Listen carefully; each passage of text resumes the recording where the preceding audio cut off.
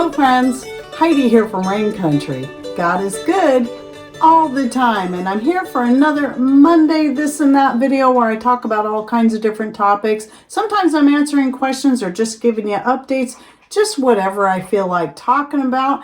And let's get to the topics of today, starting off with the homemade hair growth oil. Now, keep in mind, this is a recipe I made up years ago. When I first went off the thyroid medication, I was losing a lot of hair. It could have been that, or the fact that right about that same time, I ended up getting sick with EBV, which will also cause your hair to fall out. So I created my own hair growth oil, and starting off with just using a infusion of red pepper flakes in oil. Avocado oil is my preferred choice. And then adding a few essential oils such as rosemary and or lavender and or sage. Even peppermint is a good one to add. And the reason why is because these are really great oils for helping to encourage hair growth. I have since added to my recipe, and because winter is the time of the year I tend to get a lot more hair loss. And no, D3 in my case is not the answer. It actually makes it fall out more, as far as taking it as a supplement. So I started infusing my oil with more things than just the red pepper flakes, which you'll see here. So this particular blend, I've got the red pepper flakes, I've got some rosemary, sage, lavender, nasturtium flowers, and some horsetail. So these are all organic. Yes, I'm going to use that word. And the rosemary, the sage, the lavender, and the nasturtium flowers are all things that I grow.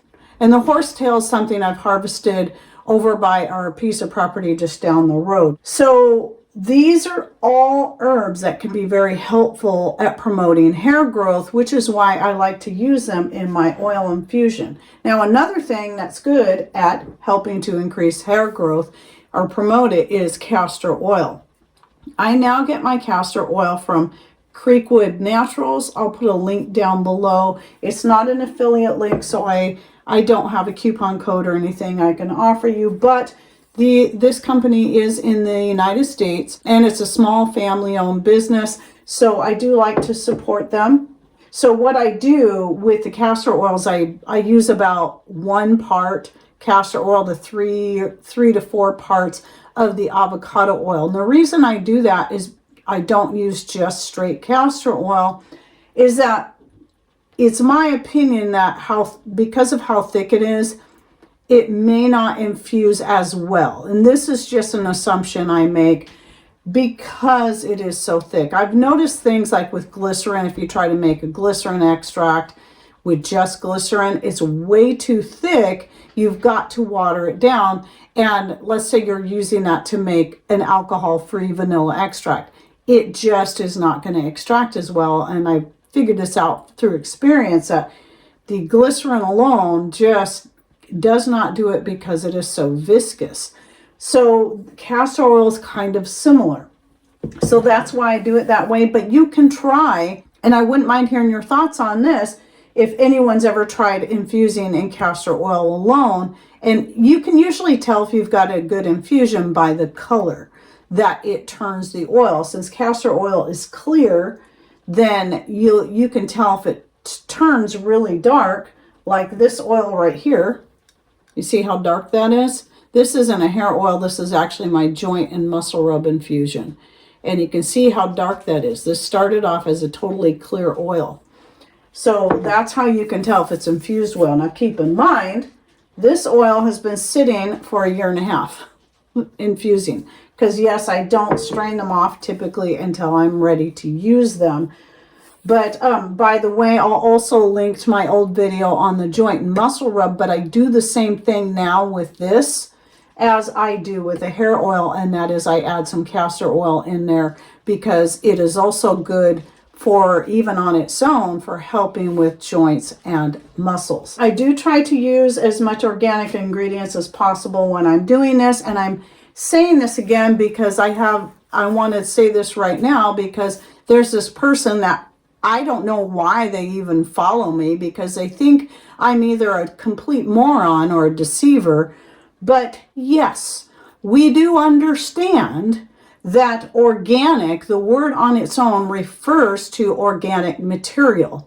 So there's a lot of things organic that you would never want to use because well, you can just think about that. Most of us are smart enough to understand the difference between organic material and then things that are labeled as organic, like all the herbs I've grown myself. They're organic just because they're organic material, but they're also organic because I raised them organically. I did not use any pesticides or chemical fertilizers on them.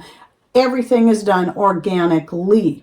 There is a difference, and the word is used in a general term to refer to how something's raised. But I will say that I absolutely do agree that when it comes to the USDA labeling of organic, you cannot fully trust that, because if you read what that really means, they actually have several different categories. Just simply labeling something organic is actually pretty wide and allows for a lot of things that you might not even realize. And some people might not be aware of that, and it's a good thing to look into that. Something that is 100% organic, labeled as, means none of that stuff is allowed. It means it's non-GMO. There were no chemical fertilizers and pesticides used, and so on. So you do need to pay attention to that, and I do agree. However, just because I use the word organic doesn't mean I don't understand what it means. It's no different than calling almond milk milk when we all know it didn't really come from a dairy animal. It is a term that is used to simplify what it is and what it's used for. We use such things as for those people who are either vegan or can't have dairy products. Such wording is used to easily say this is a milk replacement. This is a dairy milk replacement. It sounds a lot better than calling it juice, in my personal opinion. But I think most of us are smart enough to understand the difference between the two things. And if this person wants to continue to be condescending and rude, they will then further be blocked from my channel. We don't need that kind of negativity here. And then I wanted to show you, I was going to strain it, but I know on camera, but I know I'll make a mess of my white shirt because I cannot wear white without getting something all over it. And I like this shirt. I like wearing it with my orange hoodie and my yellow plaid top. This is a dandelion flower, but these are chickens. I love this shirt. So anyway, I am going to strain this out for Patrick. This is a very strong tincture. I made it intentionally very strong because Patrick's, he has quite often does not sleep well. And I figured if I made, though I have my own deep sleep tincture that I make, it is a little more, it's a lot less intense than this one. So this one is made with just nothing but valerian root, which is very powerful. And you can see here, of course, this is all absorbed, the alcohol, just how much is in here. So I think the dry material came up to here, but now it's absorbed a lot of the alcohol. So I'll be straining this out so he can start using this. But valerian root, valerian on its own is actually very calming anyway, and very good at helping with pain and relaxing muscles. If you tend to get, if you get really stressed out, your muscles, maybe your shoulder muscles, that's where I usually pick it up, is in my shoulders, and they'll get really sore, and it can be good at helping to relax those muscles, thus relieving the pain. Same thing can go with pretty much any other pain that's caused from tension. Valerian's good at helping to relax that, and that's where the pain relief can come from. It's also very calming, but it doesn't make you sleepy. It's just very calming and can help you to sleep. But one thing people should know about valerian root, because it is so powerful, some people are going to be more sensitive to it. It can cause them to have very vivid dreams that may or may not be good. And if that's the case, some people may find that using valerian leaf or the flower it has the same properties, but is not quite so strong, and also not as pungent smelling. And anyone who's ever dealt with valerian root will understand it's not the most pleasant smelling thing. It's kind of got a sweet, sickly smell to it. Some people compare it to smelly gym socks.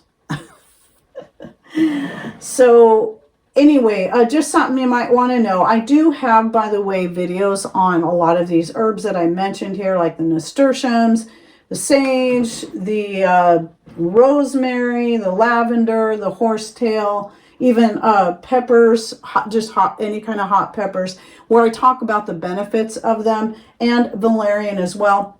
So I'm going to link to my full playlist on herbs and more benefits and uses if you'd like to scroll through there and find some of the different videos that I have done, herb profiles, but not just herbs. I've done other things too, like even like the benefits of honey or coconut oil, or even chocolate. And then just a little update on my chickens. So Guinevere is the hen that I got from the first batch of eggs that we hatched out on our own, from the rooster that we got, and the one olive egger that I had. I didn't know she was an olive egger when I got her because she's kind of mixed, but she definitely has olive egger in her because she's got the poof of feathers on the top of her head, but she's all black. Well, I didn't know until she started laying that she lays olive eggs, and I'd heard that any offspring of a hen will lay the same color eggs as the mother. So Guinevere has started laying. Of course, in this light, for some reason, that looks more like a dark brown. So I was pretty thrilled to see her start laying. And hopefully Isabella, my hen from the second hatching, I only got one hen out of each hatching. Hopefully she'll be laying within the next 4 to 6 weeks. I think 2 months tops. But she is a product of our rooster, who is a mixed breed. I don't know what all's in him. And one of our Buff Orpingtons, my sweetest Buff Orpington. So I'm really curious to see what's going to happen there. So yeah, it's like we did two hatchings, and in both cases ended up with only one hen out of each batch. So, and it didn't matter the shape of the egg. The shape of the egg does not determine what, if it's a rooster or a hen. That's an old wives' tale. So that's just an update on that. Anyway, Guinevere, I'll see if I can get a new picture of her. It's kind of hard sometimes to catch a good picture out there, especially this time of year. And if not, I'll put a picture here of me holding her this last summer. And this was, you know, she was still pretty young, hadn't started laying yet, obviously, because this just started about a week ago. So yeah, and then we should see a pickup in a greater pickup in our egg production as we're getting into February. That's usually, at least here, when when the egg production starts picking up. And then if not then March. Usually the rest of them will start laying in March. And I don't, for those of you who are wondering, I do not force my chickens to lay through the winter. I do not keep a bright light in their coop. People will do that to get eggs all through the winter. The only reason I'm getting winter eggs is because I have several young chickens that are in their first year. I personally believe that chickens are made to lay their eggs a certain time of the year once they get past their first year, and they shouldn't be forced to lay during the winter. I believe their bodies should be given that break so that they can be healthier come spring. So the nice thing that I will say, if you don't have chickens yet and you're considering it, is that when you get to the point that you don't even have to have a huge amount of hens to do this. You can just start off with 7 like I did, and then you can get enough eggs from your chickens for yourself, enough eggs to put up like I do in a dehydrated form to get you through the winter. If you're not going to keep replenishing your hens and always have new ones that will lay through the winter, you will also get eggs, enough eggs, at least through the laying season, that you can sell those, and that will cover the cost of the feed. So just some things to think about. It's really great when I can have that time of year, because I'm there now already because of my young hens, that I am making enough money on the eggs that I sell to make up the difference of the feed that I buy to give to the chickens, including the rooster. And then I wanted to mention that I just got my latest order of the Shepherd's Crook coffee. I absolutely love their coffee. I have some favorites, but all of it is great that I've tried so far. Got 2 new ones to try. I haven't tried the espresso blend yet. That'll be tomorrow. But today I did do the fireside blend, and I love it. It's so good. I still think maybe the Columbia is my favorite, my very top favorite, but there's a couple that are very, very close seconds, like the Shepherd's blend and the fireside blend. Now, one thing you should know about the fireside blend, though, it is seasonal. So it's only out for a limited time. So if you're interested in trying it, you want to get on that now, because I think maybe it's the end of this month, January, or next month that they stop doing that one. But they'll be bringing out another seasonal blend for the spring and summer. So I'm excited to try whatever that one's going to be. But anyway, I'll have their link in the description box down below. And just make sure if it's your first order, put in rank 25 and you can get 25% off your first order. So that will save you, if you're really just wanting to try it, that's a great way to go about it, because you get to save a little money and try. I suggest just try like some smaller bags of several different blends to figure out which one you like best, and then you can move on once you figure that out and get the 2 bag. This is going to be the biggest bang for your buck, and it's 2 bigger bags, which equals 5 pounds or 2.5 pounds each, and it's just this is a better deal.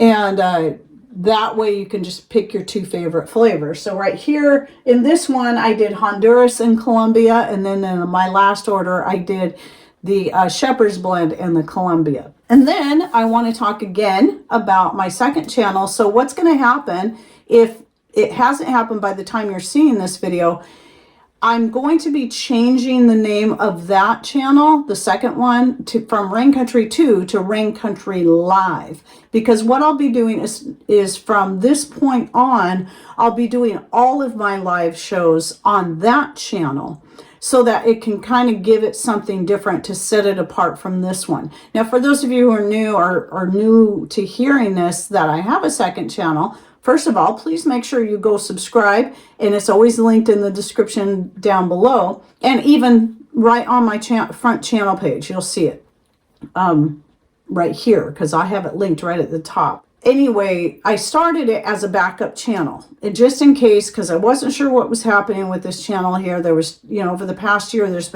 just been a lot of craziness going on, and seeing all of my analytics, including my revenue, despite all the time that I put into trying to keep this going, my revenue was slashed to about 1/4 of what I was making, between 1/4 and 1/3, as were all my other analytics. And so besides having the Rumble channel as a backup, I decided it would be a good idea to also have a backup YouTube channel. So that's what that is. So if anything happens to this one and it does get taken down, I can then start putting all of my content over there. But for now that I have the 2 channels, what I'd like to do is have something that makes them different. So one will be for lives and shorts, while the other one will be for my standard videos like this one here. So instead of doing Sunday lives here, the Sunday lives will now also be there, as well as the Wednesday lives. So how it works, by the way, is that the Wednesday live is used for a Q&A time. So questions that I either missed in the previous live, or questions that have come in through the week via email or comments, I then will approach those there, and any other questions that may come in during that live show that I'm able to get to. And then the Sunday live is where I like to focus on specific topics and then discuss those, share some of my thoughts, ideas, and then we can discuss them as a group and have a lot of great interaction there. So that's kind of the layout there. And then what I do is I take the main portion of the lives, and then I will shorten them up, taking out all the excess, and then add photos and stuff, and then make a separate standalone video that can go over here, that like a pre-recorded video. So that's what I've been doing, but going both ways, since I was doing a live here and a live there, and then taking the outtake and putting them on the opposite channel. That publishes about a month later. But now it'll be all the lives there, and then their outtakes here. I shouldn't call them outtakes because then it sounds like they're bloopers, but the section that I take out and then edit. And I'm really enjoying doing that. I think it's just it's really been fun to be able to get in there and interact more directly with my followers. So again, if you're not following me on Rain Country 2 or Rain Country Live, whenever I change that name, please subscribe over there, and maybe you'll be able to join us every once in a while. If nothing else, you can always watch the replay. It's still fun. Most occasions Patrick can jump in and join us. Not always, because sometimes he's up on the mountain working on our off-grid piece of property, but sometimes he's able to get in there either as a moderator on his own computer, answering questions that way, or coming in and joining on screen. So don't forget to check out the links I'll be putting in the description box down below, and share your thoughts and ideas in the comments as well. And thanks for watching. Take care and God bless.